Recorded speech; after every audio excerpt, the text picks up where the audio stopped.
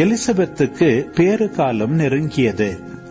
அவர் ஒரு மகனை பெற்றெடுத்தார். ஆண்டவர் அவருக்கு பெரிதும் இரக்கம் காட்டினார் என்பதை கேள்விப்பட்டு சுற்றி வாழ்ந்தோரும் உறவினரும் அவரோடு சேர்ந்து மகிழ்ந்தனர். 8ஆம் நாளில் அவர்கள் குழந்தைக்கு விருத்த சேதனம் செய்ய வந்தார்கள். செக்கரியா என்ற அதன் தந்தையின் பெயரையே அதற்கு சூட்ட இருந்தார்கள். ஆனால் அதன் தாய் அவர்களை பார்த்து, வேண்டாம், அதற்கு யோவான் என பெயரிட வேண்டும் என்றார்.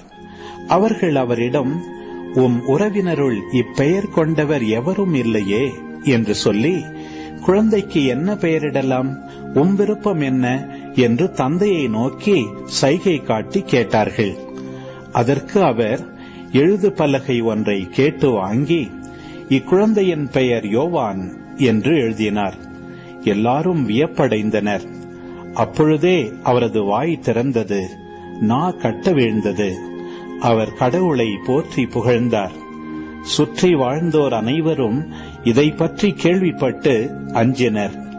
இச்செய்தி யூதேய மலைநாடெங்கும் பரவியது. கேள்விப்பட்டவர்கள் யாவரும் இச்செய்தியை தங்கள் உள்ளங்களில் இருத்தி, இக்குழந்தை எப்படிப்பட்டதாக இருக்குமோ என்று சொல்லிக் கொண்டார்கள்.